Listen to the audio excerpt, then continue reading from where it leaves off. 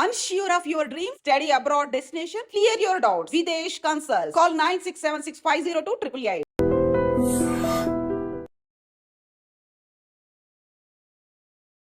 తమదైన స్వరంతో ప్రణవ నాదాన్ని పలికిస్తూ గీతా సారాంశాన్ని శ్రీకృష్ణ తత్వాన్ని ఎంతోమందికి బోధిస్తూ శ్రీకృష్ణ తత్వం గురించి ఎంతోమందికి అవగాహన కల్పిస్తున్నారు ప్రణవానంద దాస్ గారు. ప్రణవానంద దాస్ గారు మనతో ఉన్నారు. గురుగారు నమస్తే. నమస్కారం అండి. గురుగారు, మీదైన స్వరంతో అసలు మీరు శ్రీకృష్ణుని యొక్క తత్వం గురించి, గీతా సారాంశం గురించి ఎంతోమందికి అవగాహన కల్పిస్తూ ఉన్నారు. అది చాలా సంతోషంగా ఉంది. అసలు మీ వీడియోస్ చూస్తుంటే చాలా అద్భుతంగా అనిపిస్తున్నాయి.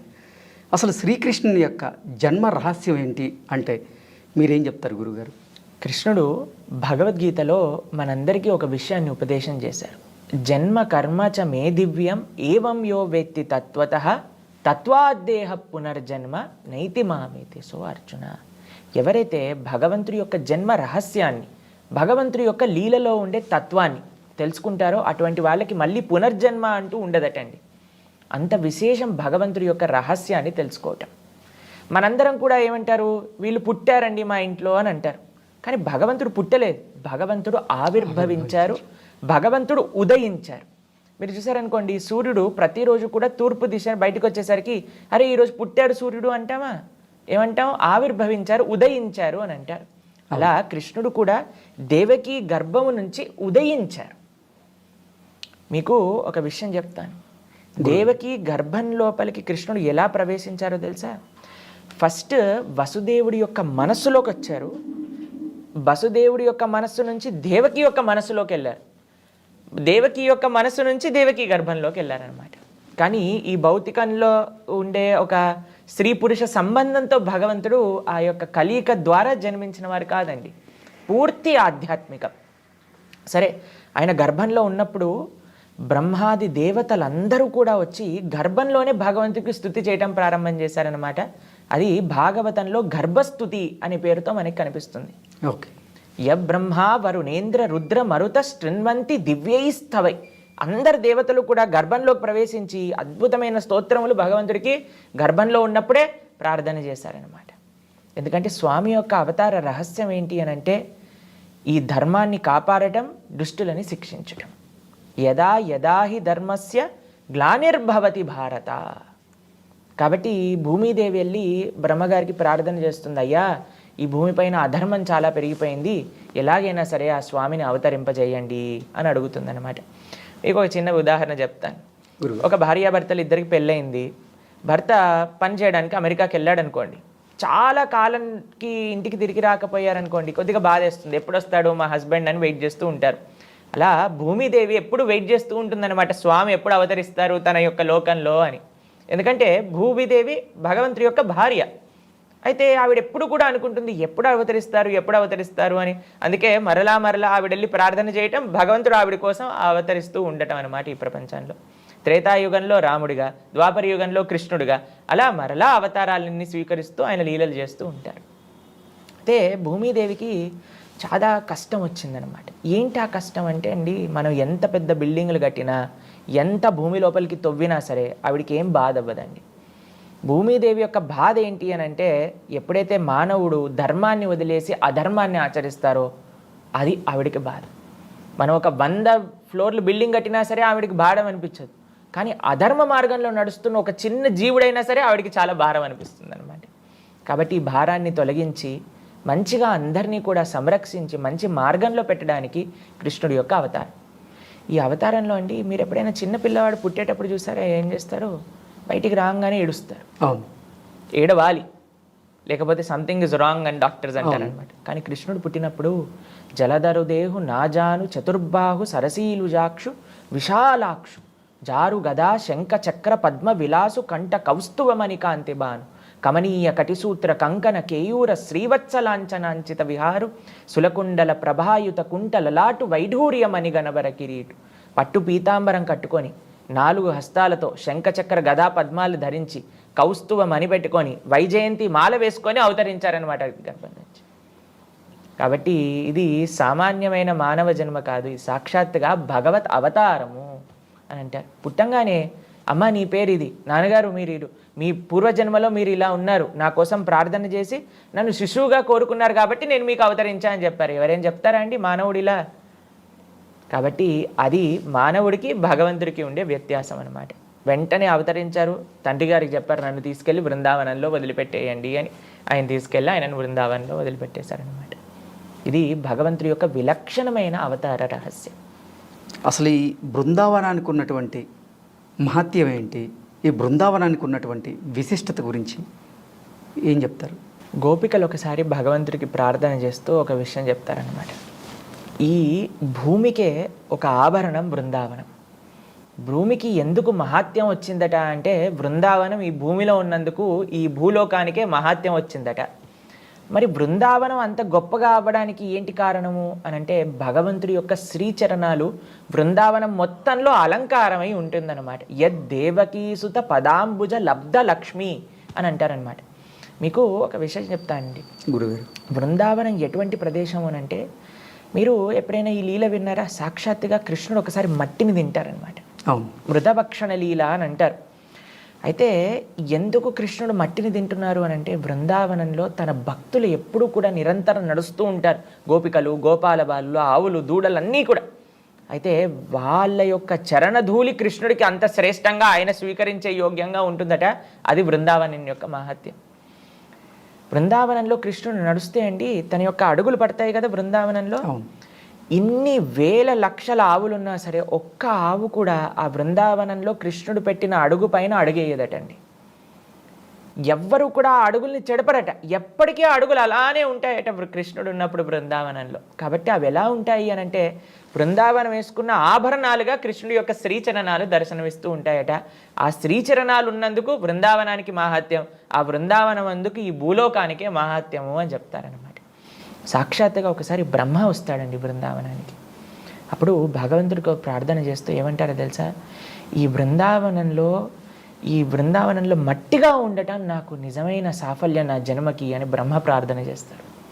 ఉద్ధవుడు అని కృష్ణుడి యొక్క స్నేహితుడు అన్నమాట. ఆయన వచ్చినప్పుడు ఆయన అంటారు, బృందావనంలో ఒక గడ్డిగా, ఒక చిన్న లతగా మారటం నా జీవితాన్ని యొక్క అభిలాష.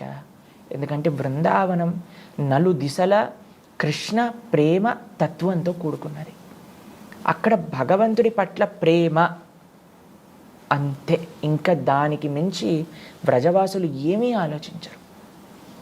మనకి తెలుసు గోపికలందరి యొక్క వృత్తి అక్కడ నందగోకులంలో పాలు పితకటం, చక్కగా వాటి నుంచి పెరుగు నుంచి వెన్న నుంచి నెయ్యి. అయితే వీళ్ళందరూ కూడా నెయ్యిని, వెన్నని, పెరుగుని అమ్ముకోవడానికి వెళ్తూ ఉండేవారన్నమాట. తలల పైన మీరు చూసే ఉంటారు గోపికలు ఒక కుండ పైన ఒక కుండ పెట్టుకొని వెళ్తూ ఉంటారు. అయితే వాళ్ళు ఏం అమ్మాలండి? పెరుగు వచ్చిందమ్మా, నెయ్యి వచ్చిందమ్మా, వెన్న వచ్చింది అని చెప్తే కదా వచ్చి కొనుక్కునేది. వాళ్ళు ఏమనే వాళ్ళు తెలుసా? బయటికి వెళ్తూ వాళ్ళు ఎప్పుడు ఏం పని చేస్తున్నా సరే వాళ్ళ మనస్సు మాత్రం కృష్ణుడి దగ్గర ఉండేదన్నమాట. అయితే వీళ్ళందరూ బయటికి వెళ్ళి వెన్న, పెరుగు, నెయ్యి తీసుకోండి అనకుండా గోవిందుణ్ణి తీసుకోండి, మాధవుణ్ణి తీసుకోండి, శ్రీధరుణ్ణి తీసుకోండి అని కృష్ణుడి యొక్క నామాలే చెప్తూ ఉంటారనమాట. గోవింద దామోదర మాధవేతి. ఎందుకంటే మురారి పాదార్పిత చిత్త వృత్తి. వాళ్ళ యొక్క వృత్తి, వాళ్ళ యొక్క మనసు బృందావనం నుండి ప్రతి ఒక్కళ్ళండి. గోపికలు తీసుకోండి, గోపాలలు బాలు తీసుకోండి, అలానే ఆవులు, దూడలు, అందరికీ కూడా కృష్ణుడు అంటే అంత అపరిమితమైన ప్రేమ. కృష్ణుడు ఫ్లూట్ వాయిస్తుంటే బృందావనంలో మీరు చూస్తారు పక్షులు ఎప్పుడు కూడా ఏదో ఒకటి అరుస్తూ ఉంటాయి, ఎక్కడికో ఒకరికి అటు ఇటు తిరుగుతూనే ఉంటాయి అన్నమాట. కానీ ఎప్పుడైతే కృష్ణుడు ఫ్లూట్ వాయిస్తాడో అలా ఆకాశంలో పైన ఎగురుతున్న పక్షులు కూడా కిందికి వచ్చేసి వింటూ ఉంటాయట కృష్ణుడు వాయించే ఫ్లూట్ని, మురళీగానం. ఆయన ఎప్పుడు కూడా ఇలా పక్షులు ఎప్పుడు కూడా ఏదో ఒక సౌండ్ చేస్తూ ఉంటాయి కదండి. కానీ కృష్ణుడు ఆ వేణువుని వాయించేటప్పుడు కళ్ళు మూసుకొని ఇలా ధ్యానం చేస్తూ ఉంటాయట ఆ వేణువు పైన. అక్కడ ఉండే జింకలు, అన్ని ప్రాణులు కూడా కృష్ణుడినే తదేకంగా చూస్తూ ఉంటాయట. కృష్ణుడు ఉన్నాడు అని అంటే వాళ్ళకి ఇంకా ఏం అవసరం లేదు బృందావనం. అటువంటి కృష్ణ ప్రేమ కలిగిన భూమే బృందావనం. కాబట్టి ఎవరెవరికి ఆ భగవంతుడి పైన అపరిమితమైన ప్రేమ, భక్తి కావాలి అని అనుకుంటున్నారో అటువంటి వాళ్ళు తప్పకుండా బృందావనాన్ని దర్శించాలి. ఇది బృందావనం యొక్క విశిష్టత. రాధాకృష్ణుల మధ్య ఉన్నటువంటి సంబంధం గురించి, ప్రేమ గురించి చెప్పాలంటే మీరేం చెప్తారు? రాధా కృష్ణ వీళ్ళిద్దరూ ఒకటే స్వరూపం. కృష్ణుడి పట్ల ప్రేమ అనేది రాధారాణి యొక్క తత్వం అన్నమాట. కృష్ణ ప్రేమ, కృష్ణ భక్తి. మనం భక్తి అనే వర్డ్ వాడుతూ ఉంటాం కదండి, ఆ భక్తి యొక్క స్వరూపమే రాధారాణి. అందరి దగ్గర భగవంతుడి పట్ల ప్రేమ ఎవరి యొక్క ప్రేరణ చేతైతే లభిస్తుందో అదే శ్రీమతి రాధారాణి అనమాట. మనకి ఈ ప్రపంచంలో రాధాకృష్ణుల యొక్క తత్వం అంత ఈజీగా అర్థం కాదండి. వాళ్ళిద్దరి మధ్యలో ఉండే ప్రేమ ఎటువంటిదంటే ఈ భౌతికమైన ప్రేమ కాదండి. ఒక అమ్మాయి అబ్బాయి మధ్యలో ఈ ప్రపంచంలో ప్రేమ కలుగుతూ ఉంటుంది, అది రాధాకృష్ణుల యొక్క ప్రేమతత్వం కాదు. మా గురువుగారు ఒక విషయం చెప్తూ ఉంటారు, love means service, love means sacrifice. ప్రేమ అంటే సేవ, ప్రేమ అంటే త్యాగం. ఇది రాధాకృష్ణుల యొక్క ప్రేమ. ఎప్పుడూ కూడా నాకు ఏం కావాలి అని ఆలోచించారనుకోండి, అది ప్రేమ కాదండి. వేరే వాళ్ళకి నేను ఎలా సేవ చేయగలుగుతాను అని ఆలోచించినప్పుడే నిజమైన ప్రేమ. ప్రేమలో అండి ఒక లక్షణం ఉంటుంది, ఏంటో తెలుసా? అది సెల్ఫ్లెస్నెస్ అని అంటారనమాట. అంటే నిస్వార్థ భావన. ఎక్కడైతే స్వార్థం ఉంటుందో అక్కడ ప్రేమ ఉండలేదు. ఎక్కడైతే నిస్వార్థత ఉంటుందో అక్కడే నిజమైన ప్రేమ అనేది లభిస్తుంది. మీకు ఒకసారి కృష్ణుడు బృందావనంలో ఉండే ఆ గోపికల యొక్క ప్రేమ, రాధారాణి యొక్క ప్రేమ ఈ ప్రపంచానికి తెలియాలి అని ఒకసారి నారదుడితో చెప్తాడనమాట. అయ్యా, నాకు చాలా తలనొప్పిగా వస్తుంది, ఈ తలనొప్పిని తగ్గించాలి అని అంటే మీరు నా భక్తుల యొక్క చరణాలపై నుండి ధూళి, పాదాలపై నుండే ధూళిని తీసుకొచ్చి నా తలపైన రాస్తే తగ్గుతుంది అని చెప్తారనమాట. నారదుడు ఆశ్చర్యపోతాడు, ఏ భక్తుడు స్వామి కృష్ణుడి పైన మన చరణాలు పాదాలపైన ఉండే ధూళిస్తానంటే ఎవరు ఒప్పుకుంటారండి? అయితే నారదుడు ప్రయత్నం చేయడానికి అందరి దగ్గరికి వెళ్తూ ఉన్నాడనమాట. వీళ్ళని అడుగుతున్నారు, వాళ్ళని అడుగుతున్నారు, యోగుల్ని, ముషుల్ని, ఎంతమందినో అడుగుతున్నారు. వాళ్ళందరూ అంటారు, అయ్యా భగవంతుడి పట్ల అపతాదమైపోతుంది, మేము నరకానికి వెళ్ళాల్సి వస్తుంది ఇలా చేస్తే, కాబట్టి మేము ఎటువంటి పరిస్థితుల్లో మా చరణాల యొక్క ధూళిని ఇవ్వము అని చెప్పేశారనమాట. చిట్ట చివరికి ఆయన వెతుకుతూ వెతుకుతూ వెతుకుతూ బృందావనానికి వెళ్ళారు. బృందావనానికి వెళ్ళి ఆ గోపికలను అడిగారనమాట, అయ్యా కృష్ణుడికి తలనొప్పి వస్తుందట, మీ పాదాలపై నుండి ధూళినిస్తే ఆయన తలనొప్పి తగ్గుతుందట. గోపికలు ఏం చేశారో తెలుసా అండి? వెంటనే వాటర్లో తమ పాదాలని పెట్టేసి మట్టిలో బొర్లి మొత్తం మట్టిని సేకరించి నారదుడి చేతిలో పెట్టారు. నారదుడు అంటారు, మీరు ఏం చేస్తున్నారో తెలుసా? కొన్ని కోట్ల జన్మలు నరకానికి వెళ్ళాల్సి వస్తుంది మీరు ఇలా భగవంతుడి పైన అపరాధం చేస్తే అని అంటే, గోపికలు అంటారు, మేము శాశ్వతంగా నరకానికి వెళ్ళినా పర్వాలేదు, ఒక్క క్షణం కృష్ణుడి యొక్క తలనొప్పి పోతే మా వల్ల అని చెప్తారనమాట. కాబట్టి గోపికలకి, శ్రీమతి రాధారాణికి కృష్ణుడి పట్ల ఉన్న ప్రేమ ఎటువంటిది అని అంటే, మేము ఎలా భగవంతుడికి సేవ చేసుకోవాలి, ఆయనని ఎలా మేము సంరక్షించుకోవాలి, ఆయనకి ఎలా ఆనందాన్ని ఇవ్వాలి అనే తప్ప మాకు ఆయన దగ్గర నుంచి ఆనందం కావాలి అనే భావన కాదు. ఇది నిజమైన ప్రేమ, ఇది నిజమైన నిస్వార్థమైన ప్రేమ. మనము రాధాకృష్ణుల యొక్క ప్రేమతత్వం నుంచి మన జీవితంలో నేర్చుకోవాల్సింది ఏంటి అని అంటే, ప్రతిసారి మనం చూస్తూ ఉంటామండి, చాలామంది మాతో చెప్తూ ఉంటారు, ప్రభుజీ ఇలా ఎందుకు చేశారు వాళ్ళు, ఇలా ఎందుకు నన్ను ఈ మాటలు అన్నారు, ఇలా ఎందుకు మమ్మల్ని చూసుకోలేదు అని అంటే, మనకి ఎక్స్పెక్టేషన్, ఇలా చేయాలి, అలా చేయాలి, వేరే వాళ్ళు మనతో ఇలా ఉండాలి, అలా ఉండాలి. కానీ ప్రేమ ఎక్కడ ఉంటుందో తెలుసా అండి? ఎక్కడైతే ఎందుకు వాళ్ళు అలా బిహేవ్ చేయాల్సి వచ్చింది, అరే ఇన్ని రోజులు బాగానే ఉన్నారు కదా, ఎందుకు ఈరోజు నన్ను ఆ మాట అన్నారు, వాళ్ళ జీవితంలో ఏం జరుగుతుంది, వాళ్ళు ఏ ప్రాబ్లమ్స్లో ఉన్నారు అని మనం ఆలోచిస్తామండి. ఎంతవరకైనా సరే మమ్మల్ని ఎందుకు ఇలా అన్నారు అనే పట్టుదలతో మనం ఉంటాం. కానీ ప్రేమ అనేది నిస్వార్థమైన భావన. గోపికలకి, రాధారానికి కృష్ణుడి పట్ల ఉన్న ప్రేమ నిర్మలమైనది, ఎంతో ఆధ్యాత్మికమైనది, భౌతికమైన ప్రేమ కాదనమాట. అతయేవ ప్రేమ కామ బహూత అంతర. ఈ కామానికి అంటే ఇన్ఫాక్చుయేషన్ అని అంటాం కదండి ఈ ప్రపంచంలో, దానికి ఇంకా ప్రేమకి బహూత అంతర అంటే చాలా అంతరం ఉందట. కామ తమో అంధకార్. ఈ ఇన్ఫాక్చుయేషన్ అనేది డార్క్నెస్, రాత్రిపూట ఉండే ఆ చీకటి ఉంటుంది కదండి, దాంతో సమానంగా పోల్చారు. అదే నిర్మలమైన ప్రేమ ఎటువంటిది అని అంటే, సూర్య నిర్మల భాస్కర. నిర్మలమైన సూర్యుడు వచ్చినప్పుడు ఎంత వెలుగు, ఎంత కాంతి ఉంటుందో, ప్రేమ వచ్చినప్పుడు కూడా అంత వెలుగు, అంత కాంతి ఉంటుంది. కానీ ఈ ప్రపంచంలో మనం కొన్నిసార్లు ప్రేమ చూస్తామండి. మీరు టీవీలలో చూస్తూ ఉంటారు, ఒకళ్ళు ప్రేమించలేదు, ఒప్పుకోలేదు అని యాసిడ్ పోసేయటం లేదా చంపేయటం మనం ఢిల్లీలో చూసాం. అవును. ఇది ప్రేమ అంటారా అండి? కాబట్టి ప్రేమ అంటే ఎదుటి వాడి దగ్గర నుంచి నాకేం వస్తుంది అని ఆలోచించటం కాదు, నేను ఎదుటి వారికి ఎలా సేవ చేయగలుగుతాను అని ఆలోచించటమే ప్రేమ. దానికి మూలము రాధాకృష్ణులు. కాబట్టి నిజమైన ప్రేమ ఈ ప్రపంచంలో ఒక జీవుడికి భగవంతుడికి మాత్రమే సంబంధం అవుతుంది అని చెప్తారనమాట మన శాస్త్రంలో. శ్రీకృష్ణ భగవానునికి 16,000 మంది రాణులు ఉన్నారు అంటారు. దాని గురించి మీరేం చెప్తారు? శ్రీకృష్ణుడికి 16,108 మంది భార్యలు. అయితే దీని విషయం గురించి కొన్ని ప్రస్తావన చేస్తాను. 8 మంది భార్యలు కృష్ణుడికి ముందే ఉన్నారు, స్వామి వివాహం చేసుకున్నారనమాట. ఒక అసురుడు ఉన్నారు, నరకాసురుడు ఆయన పేరు అనమాట. ఆయన ఏం చేశారు అని అంటే 16,100 మంది రాకుమారులను తన యొక్క రాజ్యంలో బందీలుగా పెట్టుకున్నారనమాట. అయితే కృష్ణుడు ఎప్పుడైతే ఈ దుష్టుడైన నరకాసుడిని సంహరించారో ఆయన భవనంలోకి ప్రవేశించగానే ఈ 16,100 మంది కూడా రాణులందరూ కూడా వచ్చి భగవంతుడికి ప్రార్థన చేస్తారు. అయ్యా, ఈ దుష్టుడు తీసుకొచ్చి తన భవనంలో మమ్మల్ని ఇన్ని రోజులు పెట్టుకున్నారు, ఇంకా మమ్మల్ని బయటికి వెళ్తే ఎవరు వివాహం చేసుకోరు. కానీ వాళ్ళు ఎప్పుడైతే కృష్ణుని చూశారనుకోండి, అందరికీ కూడా ఆ భక్తి భావన చేత మీరే మాకు పతి అవ్వాలి అని ప్రార్థన చేశారనమాట కృష్ణుడిని. అయితే భగవంతుడండి ఎంతమంది యొక్క కోరికలైనా తీర్చేయగలిగే శక్తి ఉన్నారు ఆయనకి. ఇప్పుడు చూడండి, వెంకటేశ్వర స్వామి దగ్గరికి ప్రతి నిత్యం ఎన్ని వేల మంది భక్తులు వెళ్తున్నారండి.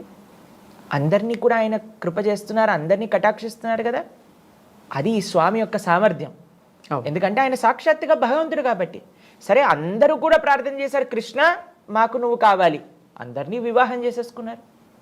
అందరినీ వివాహం చేసేసుకున్నాక ఈ ప్రపంచంలో అండి చాలామంది చెప్తారు, ప్రభుజీ మాకు మీ ఆశ్రమానికి వచ్చేయాలని ఉంది ప్రభుజీ అని. అంటే వెంటనే మీకు పెళ్ళయిందా అండి అని అడుగుతాం.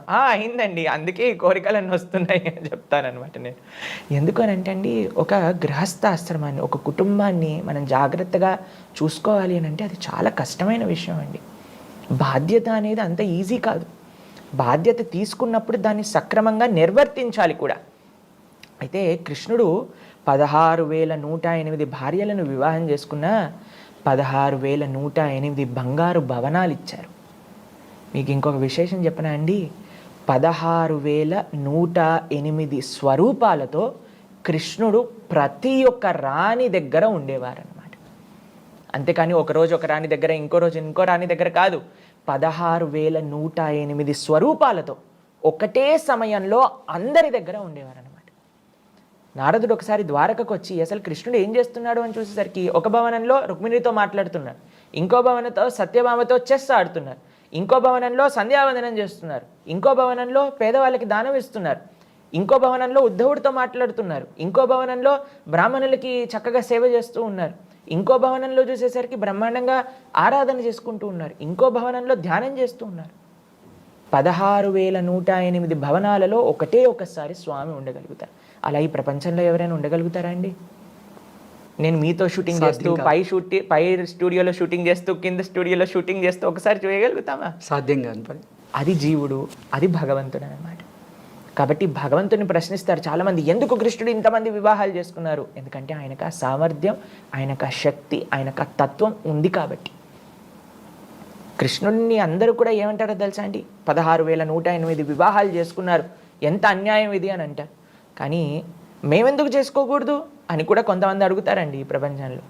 వాళ్ళకి ఆన్సర్ ఏంటో తెలుసా? మీరు ఫస్ట్ గోవర్ధనాన్ని ఎత్తండి, ఫస్ట్ కాళీయుడిని దమన చేయండి, పూతనను సంహరించండి. ఒకసారి బృందావనంలో మొత్తం ఆ ఫారెస్ట్ మొత్తం కూడా అగ్ని పడుతుందన్నమాట.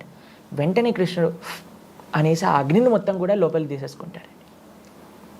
7 రోజులు 7 రాత్రులు అంత పెద్ద 21 కిలోమీటర్లు. ఇప్పుడు మనం గోవర్ధనాన్ని చూస్తే అటువంటి గోవర్ధనాన్ని ఎడమ చేతి చిటికని వేలు పైన ధరించారు. ఈ శక్తి ఎవరికి ఉందండి? మనం ఒక బాటిల్ని 7 నిమిషాలు పెట్టుకోలేము చేతి పైన. ఎంత లైట్ వస్తువైనా సరే మనకి అది జీవతత్వం అనమాట, మనకి శక్తి లేదు. భగవంతుడు విలక్షణమైన ఆ స్వరూపాన్ని, ఆయన యొక్క ఐశ్వర్యాన్ని చూపించగలిగిన శక్తి ఆయన దగ్గర ఉంది. కేవలం ఆయన వివాహాలు చేసుకోలేదండి, ప్రతి ఒక్కళ్ళకి కూడా తన గృహస్థ ఆశ్రమ బాధ్యతలన్నీ కూడా చక్కగా చేశారు. ఇది భగవతత్వం. భగవంతుని మనం ఆశ్రయించాలే తప్ప భగవంతుణ్ణి అనుకరించకూడదు. మీకు నిజంగా భగవంతుని అనుకరించాలి అని అనుకుంటే రాముణ్ణి అనుకరించాలి. ఎందుకంటే ఆయన అవతార ప్రయోజనమే అది, ధర్మాన్ని నిరూపించడానికి. కానీ కృష్ణుడి యొక్క అవతార ప్రయోజనం ఏంటో తెలుసా అండి? ఆ భగవతత్వాన్ని ప్రచారం చేయడానికి అనమాట. భగవంతుడి యొక్క ఐశ్వర్యాన్ని, భగవంతుడి యొక్క లీలలని, భగవంతుడి యొక్క శక్తిని చూపించేది కృష్ణ అవతారం. కాబట్టి రాముడు చేసిన ఆ పనులన్నింటినీ కూడా మనం అనుకరించవచ్చు. కృష్ణుడు చెప్పినవి మనం ఆచరించాలి. రామాయణాన్ని మొత్తం కూడా మనం చక్కగా ఆయనను ఆదర్శంగా ఏకపత్ని వ్రతాన్ని, పితృవాక్య పరిపాలనని, సత్యాన్ని, ధర్మాన్ని, వీటిని మనం చక్కగా అనుకరించవచ్చు. కానీ కృష్ణుడు చెప్పిన తత్వాన్ని ఏంటి తెలుసా అండి? కృష్ణుడు మాట్లాడినది, కృష్ణుడు ఉపదేశం చేసింది ఏంటది? భగవద్గీత. అటువంటి భగవద్గీతని చదవాలి, ఆ భగవద్గీతలో ఉండే విశేషాలను ఆచరిస్తూ ఉండాలన్నమాట. అందుకే మనం ఏదైనా చిన్న మెషిన్ కొన్నా అండి, దానికి ఒక మాన్యువల్ అనేది వస్తుంది. ఎలా ఈ మెషిన్ని వాడాలి, ఏ బటన్ నొక్కితే ఏమవుతుంది అని అన్నీ కూడా రాసి ఉంటుంది. ఒక్కసారి మనం చదువుకున్నాం అనుకోండి, ఇంకా మనం హ్యాపీగా ఆ యొక్క మెషిన్ని యూజ్ చేయొచ్చు. ఈ మానవ శరీరం అనేది కూడా ఒక యంత్రం లాంటిది. ఈ యంత్రాన్ని ఎలా యూజ్ చేయాలి అని చెప్పేదే భగవద్గీత. కాబట్టి రాముడు ఆచరించింది ఆచరించాలి, కృష్ణుడు చెప్పింది ఆచరించాలి. అదే భగవద్గీత. దాన్ని తప్పకుండా ప్రతి ఒక్కళ్ళు అధ్యయనం చేయాలి, జీవితంలో ఆచరించడానికి ప్రయత్నం చేయాలి. అసలు ఈ భగవద్గీత ఎవరు చదవాలి, ఎలా చదవాలి, ఎప్పుడు చదవాలి? అసలు ఈ భగవద్గీత పార్థివ దేహాన్ని తీసుకెళ్ళేటప్పుడు మాత్రమే వినిపించేటువంటి ఒక గ్రంథమా అంటే మీరేమంటారు? చాలా మంచి ప్రశ్న మీరు అడిగింది. ఇప్పుడు చూడండి, ప్రపంచంలో ఎవరెవరికి జ్ఞానం కావాలి, ఎవరెవరు ధర్మం తెలుసుకోవాలనుకుంటున్నారో, ఎవరైతే తమ జీవితానికి ఉండే ప్రయోజనం తెలుసుకోవాలి, జీవితంలో ఒక మంచి మార్గంలో ముందుకెళ్ళాలి అని అనుకునే వాళ్ళందరూ కూడా చదవాలి.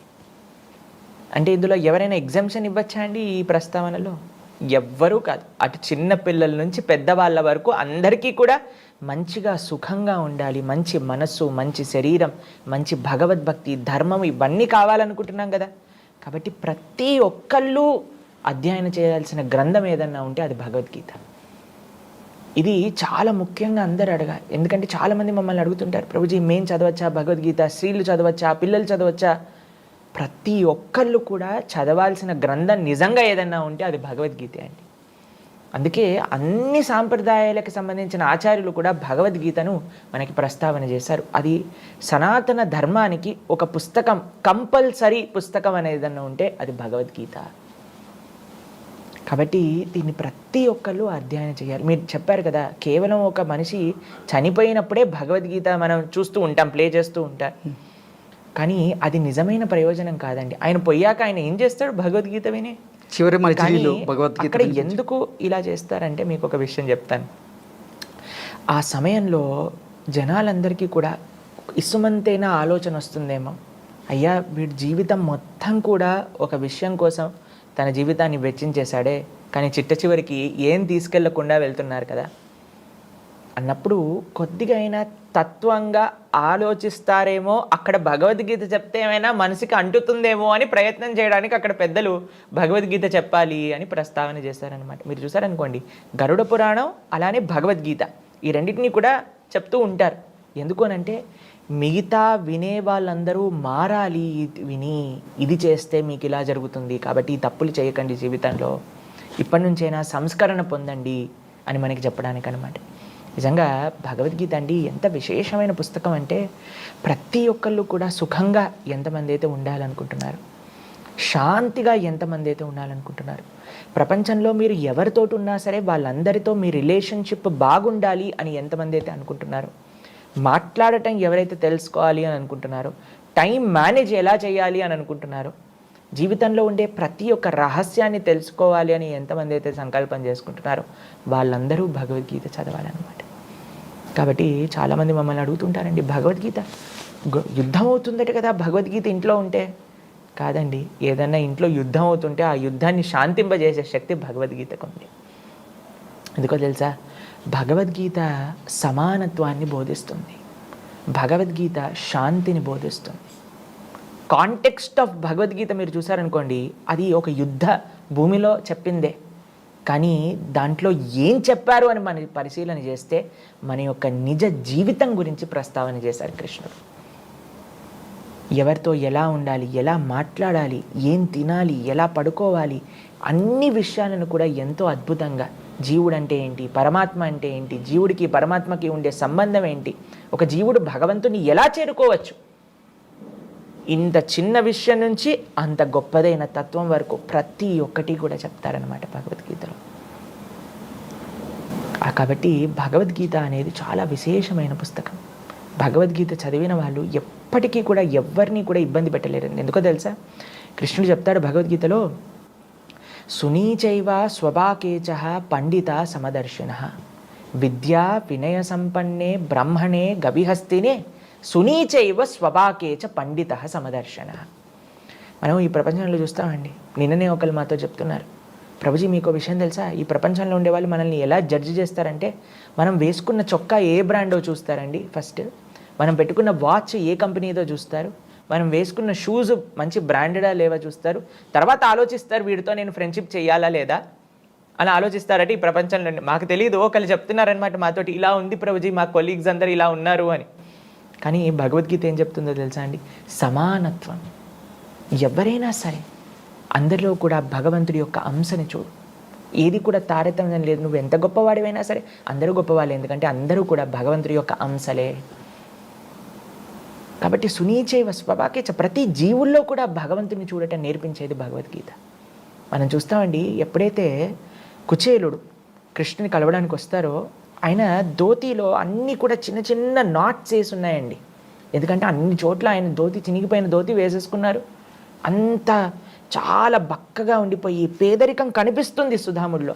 కానీ అంత ద్వారకకి రాజైన కృష్ణుడు, జగన్నాథుడైన భగవంతుడు పరిగెత్తుకుంటూ సుధాముడిని ఎంబ్రేస్ చేసుకున్నారు, కౌగలించుకున్నారు. ఎందుకు అనంటే కృష్ణుడు ఎప్పుడు కూడా నువ్వేంటి అనే విషయాన్ని చూడరండి.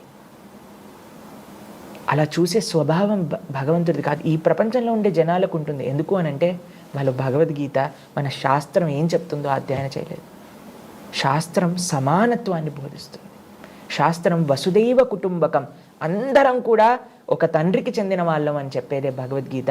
ఆ స్వామి, ఆ తండ్రి గురించి చెప్పేదే భగవద్గీత. కాబట్టి ఈ ప్రపంచంలో ఉన్న అన్ని ప్రాబ్లమ్స్కి సొల్యూషన్ ఏదైనా ఒక పుస్తకం అందిస్తుంది అని అంటే అది శ్రీమద్ భగవద్గీత. భగవద్గీత నుంచి మనిషి గ్రహించాల్సినటువంటి ప్రధానమైనటువంటి అంశాలు ఏంటి అంటే మీరేం చెప్తారు గురుగారు? మనకి భగవద్గీత అందరు ఆచార్యులు కూడా సనాతన ధర్మానికి ఒక బేసిక్ అండ్ మోస్ట్ ఇంపార్టెంట్ పుస్తకంగా మనకు అందించారనమాట. అయితే ఈ భగవద్గీత ఏం చెప్తుంది అని అంటే ప్రధానంగా 5 అంశముల గురించి భగవద్గీత మాట్లాడుతుంది. ఏంటి 5 అంశములు అని అంటే, ఈశ్వరుడు అంటే, భగవంతుడు అంటే ఎవరు, మొట్టమొదటి విషయం.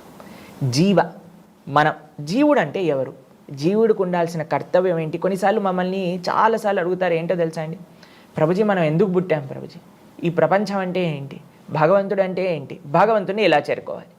చాలామంది ఆధ్యాత్మికంగా ఆలోచించే వాళ్ళందరికీ కూడా వచ్చే బేసిక్ ప్రశ్నలు ఇవే. మనం ఎందుకు పుట్టాం, ఏం చేయాలి, భగవంతుడు ఎవరు, ఎలా ఆశ్రయించాలి, ఇవే భగవద్గీత ఆన్సర్ చేసే ప్రశ్నలు అనమాట.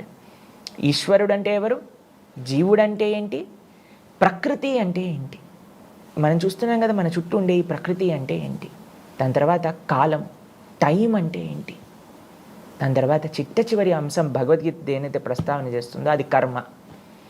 ఓకే, కర్మ గురించి, కాలం గురించి, ప్రకృతి గురించి, ఈశ్వరుడు గురించి, జీవుడు గురించి, ఇవన్నీ కూడా మనం భగవద్గీతలో మనం పొందవచ్చు.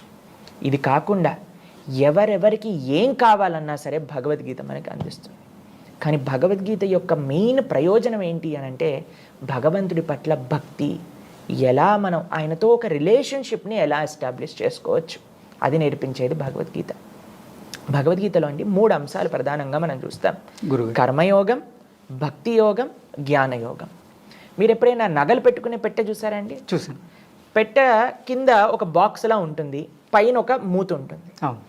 ఈ కింద ఉండే ఆ బాక్స్కి ఉండే ఆ పెట్టె ఉంటారు కదా, అది భగవద్గీతలో ఉండే కర్మయోగంతో పోల్చారు.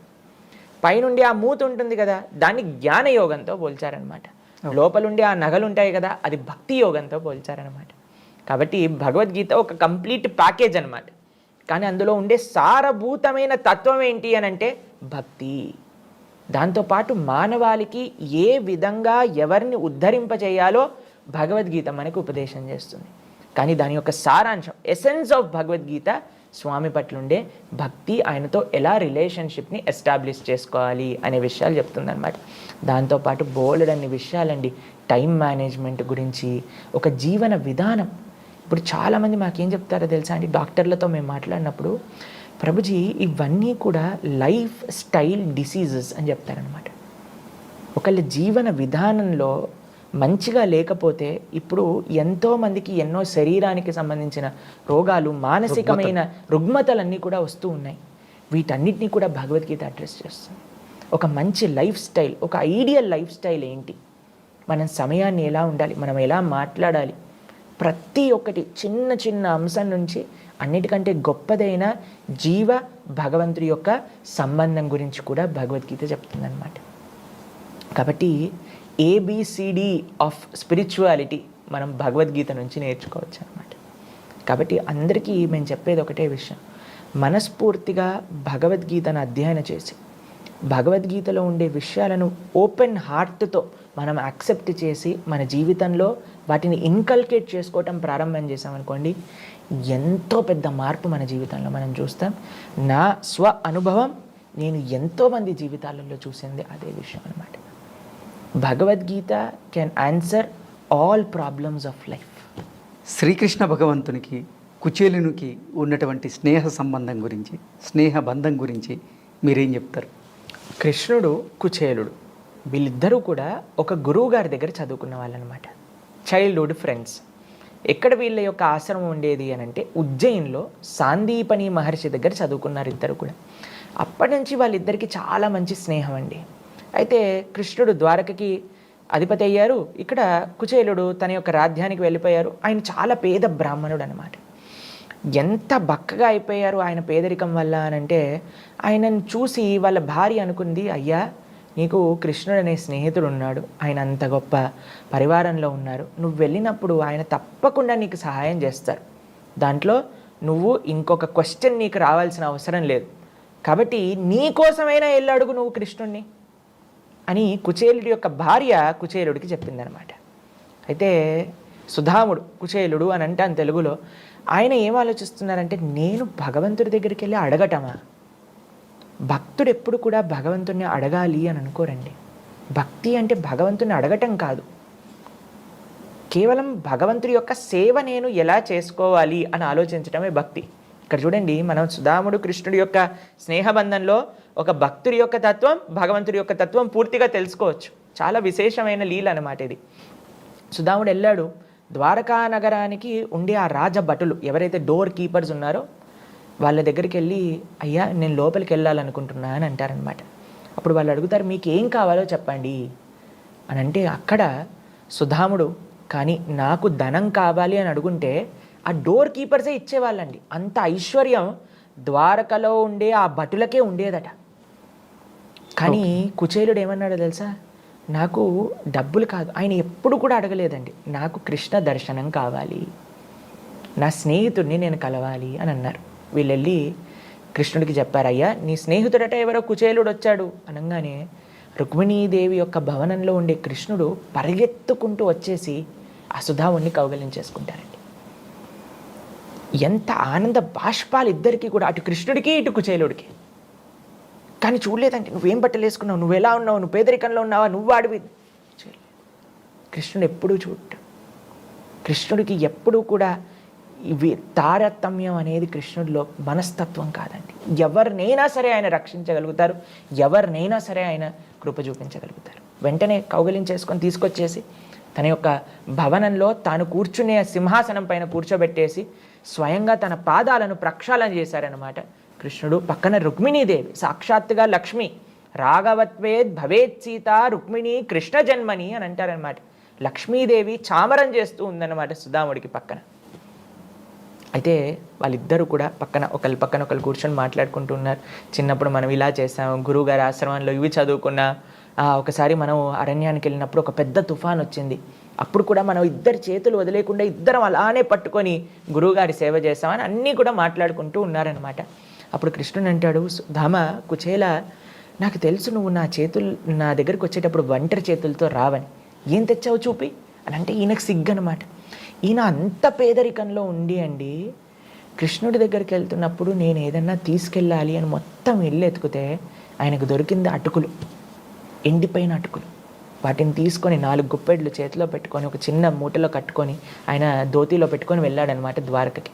అయితే కృష్ణుడు అడుగుతున్నాడు, ఏంటి ఎక్కడ ఉంది, ఏదో తెచ్చావు చూపించు అనేసరికి ఆయన దాచిపెట్టుకుంది కూడా కృష్ణుడు తీసేసుకొని ఒక్కొక్క అడుగు పిడికిలు తింటూ ఉంటే కృష్ణుడు అంటాడండి, ఈ ప్రపంచంలో ఇప్పటి వరకు ఇంత మంచి నైవేద్యాన్ని నేను ఇప్పటి వరకు స్వీకరించలేదు అని చెప్తారండి. ఇది కృష్ణుడికి ఉండే ప్రేమ. ఈ ప్రపంచంలో మనం ఎంత కష్టపడ్డా సరే, ఇప్పుడు చూడండి, ఒక తల్లి 10 ఐటమ్స్ చేసింది అనుకోండి పిల్లల కోసం అని, తన భర్త కోసం అని, ఒక దాంట్లో ఉప్పు తక్కువ ఉండేసరికి ఏమంటారు, ఇందులో ఉప్పు తక్కువ ఉంది అని అంటారు. కానీ ఇన్ని చేశారు అని మనం ఫస్ట్ కీర్తిస్తామా, ఫస్ట్ అప్రిషియేట్ చేస్తామా? లేదు. కానీ కృష్ణుడు ఏంటి తెలుసా అండి, ఆయన అప్రిషియేట్ చేయటం, ప్రేమనివ్వటం. పత్రం పుష్పం ఫలం తోయం యోమే భక్తా ప్రయశ్చతి. భక్తితో భగవంతుడికి ఏమి సమర్పణ చేసినా సరే అంత ప్రేమగా, అంత చూసారా మీరు కృష్ణుడి యొక్క ఫోటో మీరు సుధాముడితో చూసారనుకోండి, అలా ఆనంద పుష్పాలు కారుతూ ఉంటాయన్నమాట కృష్ణుడికి. ఏం తెచ్చాడండి, ఎండిపోయిన అటుకులు. ఆయనకి లేవా అండి ద్వారకలో? ఎంత ఐశ్వర్యం ఉంది, అయినా సరే ఆయనకు కావాల్సింది ఏంటో తెలుసా, మన యొక్క ప్రేమ, భక్తి. ఈ భావన స్వామికి ప్రధానం. అయితే అలా ఒక్కొక్క గొప్పడి తినేస్తూ ఉన్నారు. రుక్మిణీదేవి వచ్చి చేయబట్టేసుకుంటుంది అనమాట. కృష్ణ ఏం చేస్తున్నావు నువ్వు, ఎండిపోయిన అటుకులు తింటే నీ కడుపు నొప్పి వచ్చేస్తుంది అంటే రుక్మిణీదేవి ఆపేస్తుంది అనమాట కృష్ణుని తినకుండా. కానీ ఇప్పుడు చూడండి, సుధాముడు ఒక్క కోరిక కూడా, ఆ రోజు రాత్రంతా ద్వారకలో ఉంటారు, ప్రొద్దున పూట వెళ్ళిపోతారు. కానీ కృష్ణుడిని ఒక్క విషయం కూడా అడగరు ఆయన. నాకు డబ్బులు ఇవ్వని కానీ, సహాయం చేయని కానీ, నేను ఈ కష్టాల్లో ఉన్నా కానీ అని చెప్పలేదు ఆయన. ఒక భగవంతుడి దగ్గరికి వెళ్ళి భక్తుడు చెప్పాల్సిన అవసరం లేదండి, భగవంతుడిని అడగాల్సిన అవసరం లేదు. ఇప్పుడు ఒక చిన్న పిల్లవాడు ఉన్నాడండి, ఒళ్ళో పడుకున్న పిల్లవాడు ఉన్నాడు. చలికాలం వస్తుందనుకోండి, అమ్మకి చెప్తాడు, అమ్మ నాకు స్వెటర్ ఇయ్యి అంటాడా? వాడు ఏమన్నాడు, ఇలా చూస్తూ ఉంటాడు. అమ్మకి తెలియదా అండి ఏం చేయాలో, నాన్నకి తెలియదా అండి ఏం చేయాలో? కాబట్టి రాధాకృష్ణులు మన తల్లిదండ్రులు, సీతారాములు, లక్ష్మీనారాయణులు, వాళ్ళందరూ కూడా మన తల్లిదండ్రులు. కాబట్టి వాళ్ళ దగ్గరికి వెళ్ళి ప్రొద్దు నుంచి రాత్రి దాకా నాదికి అది కావాలి, ఆ కష్టంలో ఉన్న ఇది కావాలి, ఈ కష్టంలో ఉన్న చెప్పాల్సిన అవసరం లేదు. భక్తుడు ఎప్పుడు భగవంతుడిని అడగరు, భగవంతుడు ఎప్పుడు భక్తులకి అన్యాయం చేయరు. ఈయన ఇలా వచ్చి ద్వారక నుంచి వెళ్ళిపోయాడా, వెళ్ళేసరికి వాళ్ళ ఏరియాలో వాళ్ళ ఇల్లే కనిపించలేదన్నమాట సుధాముడికి. ఏంటబ్బా ఎక్కడుంది అని చూసేసరికి పెద్ద భవనము, అందరూ భటులు, సేవకులు, వాళ్ళ భార్య అంత దగద్ధమాయంగా వెగిలిపోతూ ఆయన దగ్గరికి వచ్చేసింది. చూసేసరికి అయ్యా ఏంటిది, ఏంటి ఐశ్వర్యం అని అంటే కృష్ణుడి దయ. కాబట్టి ఈ లీలలో మీరు చూసారనుకోండి, కుచేలు యొక్క భార్య కుచేలుడిని పంపించినప్పుడు తన కోసం తాను ఆలోచించలేదు. నేనేదో డబ్బులతో ఉండాలి, నేనేదో ఆ సుఖాలు అనుభవించాలి అని ఆవిడ చెప్పలేదు, తన భర్త బాగుండాలి అని పంపించింది. సుధాముడు ద్వారకకి వెళ్ళినప్పుడు నాకేదో కావాలి అని వెళ్ళలేదు, నేను కృష్ణుడి యొక్క సేవ చేసుకోవాలి అని వెళ్ళాడు. కృష్ణుడు నాకు సుధాముడి దగ్గర నుంచి ఏం కావాలి అని ఆలోచించలేదు. రుక్మిణీదేవి కృష్ణుడిని ఆపినప్పుడు కృష్ణుడికి ఏం అవ్వకూడదు అని ఆపింది. కాబట్టి ప్రతి అడుగులో కూడా నిస్వార్థమైన ప్రేమని మనం ఈ యొక్క సంబంధంలో చూస్తాం. అందుకే మేము ప్రపంచంలో అందరికీ కూడా ఒక కృష్ణ తత్వాన్ని ఇచ్చే సందేశం ఏంటో తెలుసా అండి, ప్రేమ, నిస్వార్థమైన భావన. ఇది కానీ మనం భగవంతుడి గురించి నేర్చుకుంటే ఇంకా అసలు ఎంత ఈ సమాజంలో ఎక్కడైనా సరే ఒకళ్ళకి అన్యాయం జరగటం కానీ, ఒకళ్ళని మనం ఇబ్బంది పెట్టడం కానీ, ఒకళ్ళు మనల్ని ఇబ్బంది పెట్టడం కానీ అవ్వదండి. అందుకే మనందరికీ కూడా ఒక వెలుగు, ఒక డైరెక్షన్ చూపించేది ఏంటి అని అంటే కృష్ణతత్వం, కృష్ణుడు చెప్పిన అద్భుతమైన గీతాతత్వం. కురుక్షేత్ర యుద్ధంలో శ్రీకృష్ణ భగవానుడు అసలు యుద్ధం చేయకుండా ఉండడానికి కారణం ఏంటి? కృష్ణుడండి నాట్ క్రెడిట్ స్టీలింగ్ లాట్. ఈ ప్రపంచంలో మీకు ఎక్స్ప్లెయిన్ చేస్తాను. ప్రపంచంలో నైజం ఏంటో తెలుసా అండి, అరే ఎంత గొప్ప పని చేసావురా అనగానే నేనే చేసింది అని కాలర్ పైకి ఎత్తుకుంటా. ఏయ్ ఇది ఎలా, ఈ తప్పు ఎవరు చేశారు అనగానే నేను కాదు వీళ్ళు చేశారు. ఏదైనా గొప్పది ఉందనుకోండి, నేనే చేశాను, మనం చేసినా చేయకపోయినా నేనే చేశాను అని చెప్పుకుంటాం. క్రెడిట్ మనకు కావాలన్నమాట. ఎంతమంది మనకి దోహదపడ్డారు అనే విషయాన్ని, క్రెడిట్ వచ్చే విషయంలో మర్చిపోతాం. నేనే చేశానండి, నా ఇన్స్పిరేషనే అండి, నాదే అండి అని చెప్తారు. కానీ ఎప్పుడైనా ఏదన్నా తప్పు జరిగిందనుకోండి, నేను కాదు, నేను మంచివాడిని, వాడు తప్పు చేశాడు, మీరు వాళ్ళని అడగండి. కానీ కృష్ణుడు కంప్లీట్ ఆపోజిట్ అండి. ఎంత గొప్ప పని చేసినా సరే ఆయన తన క్రెడిట్ని తన భక్తులకు ఇచ్చేస్తూ ఉంటారు. ఇంత గోవర్ధనాన్ని 7 రోజులు 7 రాత్రులు కృష్ణుడు ఎత్తాడు కదండి. తర్వాత అందరూ కూడా తన స్నేహితులు వచ్చేసి, కృష్ణ ఎలా ఎత్తావరా నువ్వు గోవర్ధనం అని అంటే, నాకు చిన్నప్పటి నుంచి మా అమ్మ వెన్న పెట్టి పెంచింది, కాబట్టి మా అమ్మ వెన్న తినటం వల్ల నాకు శక్తి వచ్చింది. తర్వాత మీరందరూ ఆ చిన్న చిన్న లాఠీలు పట్టుకున్నారు కదా గోవర్ధనాన్ని, అందుకే నాకు గోవర్ధన్ యొక్క వెయిట్ తెలియలేదు. అన్నిటికంటే ముఖ్యం, రాధారాణి నా పైన కృప చూపించింది, నా కోసం ప్రార్థన చేసింది, రాధా ప్రార్థన చేయటం వల్ల నేను గోవర్ధనాన్ని ఎత్తాను అని చెప్తాడనమాట కృష్ణుడు. చెప్పచ్చు కదండి, నా శక్తి ఇది, నా ఐశ్వర్యం ఇది, నేను ఇలా ఎత్తాను, నాకు ఇంత కానీ కాదండి. కృష్ణుడు ఇంత కురుక్షేత్ర యుద్ధాన్ని కూడా ఒక చిన్న సుదర్శన చక్రాన్ని ప్రయోగించి చేసి అందరి కౌరవులని సంహరించే శక్తి కృష్ణుడి దగ్గర ఉంది. కానీ కృష్ణుడు ఏం చేశాడు? ఒక రథసారథ్యం చేశాడు. భగవంతుడి యొక్క అన్ని ఐశ్వర్యములలో ఐశ్వర్యస్య, సమగ్రస్య, వీర్యస్య, యశశ, శ్రియ, అందులో ఒకటి వైరాగ్యం కూడా. అంత ద్వారక, అంత నగరం, అంతమంది భక్తులు, అంత యశస్సు, అంత ఐశ్వర్యం ఉన్న స్వామికి ఏ పొజిషన్ తీసుకున్నారండి కురుక్షేత్రంలో? ఒక చారియట్ డ్రైవర్, ఒక రథ సారథిగా కృష్ణుడు కూర్చున్నాడు. అర్జునుడి యొక్క పాదాల దగ్గర కూర్చున్నాడు. ఎందుకంటే మొత్తం కురుక్షేత్ర యుద్ధం ద్వారా ఆయన చూపించాలనుకుంటుంది ఏంటో తెలుసా? నేను నా భక్తులకి సేవ చేయటంలో వెనుకాడను. ఎందుకంటే ఒక యుద్ధం జరుగుతుంది, ఒక ఫైటింగ్ సీన్ అంటే మనకి సినిమాలలో కూడా చాలా థ్రిల్లింగ్గా ఉంటుందన్నమాట. ధర్మానికి అధర్మానికి మధ్య అయితే మొత్తం ఆ భారతంలోనే అన్నిటికంటే థ్రిల్లింగ్ సీన్ ఏంటి అని అంటే ఆ యుద్ధం సీన్. అందులో హీరో ఎక్కడున్నాడు అని చూసేసరికి కెమెరా పెట్టేసి రథసారథ్యం చేస్తున్నారు అనమాట. లేకపోతే మనం సినిమాలలో చూస్తాం, హీరో ఎంట్రీ ఎలా ఉంటుంది, ఇలా దుమ్ములు లేవటాలు, ఇలా సుమోలు పైకి ఎగరటాలు, అన్నీ ఇలా ఉంటుంది, గ్రాఫిక్గా ఉంటుంది. కానీ ఆ కురుక్షేత్ర యుద్ధంలో కృష్ణుడు రథసారథ్యం చేస్తూ చెప్తుంది ఏంటి అని అంటే, నేను నా భక్తుల యొక్క సేవనే నాకు నిజమైన ఐశ్వర్యము, దానికి నేను ఏదన్నా చేయగలుగుతాను. కాబట్టి ఇంత కురుక్షేత్ర యుద్ధాన్ని ఆయనే చేయించిన, ఇన్ ద సెన్స్ ఇప్పుడు విశ్వరూపంలో చూపిస్తారండి. అందరు కౌరవులు కృష్ణుడే సంహరిస్తున్నారు, అయినా సరే క్రెడిట్ ఎవరికి వెళ్ళింది? అర్జునుడికి వెళ్ళింది. కాబట్టి స్వామి అంతా తాను చేస్తాడు, తన భక్తులకి క్రెడిట్ని ఇచ్చేస్తాడు అనమాట. క్రెడిట్ తన దగ్గర పెట్టుకోడు. ఇంత రామరావణ యుద్ధం అయ్యాక లంకని రాముడు పాలించారా? లేదు, విభీషణుడికి ఇచ్చేశారు. అధర్మపూరితమైన వాలిని సంహరించాక ఆ యొక్క సామ్రాజ్యాన్ని సుగ్రీవుడు వాలి యొక్క కుమారుడికి అప్పచెప్పారు. కృష్ణుడికి ఏం అవసరం లేదండి, ఆయన ఆత్మారాముడు. ఆయన ధర్మాన్ని స్థాపించడం, యోగ్యమైన వాళ్ళకి దాన్ని ఇవ్వడం. కాబట్టి ఇంత కురుక్షేత్ర యుద్ధాన్ని తానే జయించిన, తన యొక్క శక్తి ద్వారానే నడిపించిన, కానీ క్రెడిట్ మాత్రం అర్జునుడికి ఇచ్చేశాడు. అర్జునుడు ఇంత పెద్ద వీరుడు, భీముడు, పరాక్రమం కలిగిన వాడు, యుధిష్ఠిరుడు, ధర్మ, ఇది ఆయన యొక్క తత్వం అన్నమాట. కాబట్టి ఆయనకి ఏ గొప్పతనాన్ని కూడా ఆయన ఎక్స్పెక్ట్ చేయరు, తన భక్తులకి కీర్తి ఇచ్చటంలోనే ఆయన ఆనందం ఉందన్నమాట. ఓకే గురువు గారు, ధన్యవాదాలు.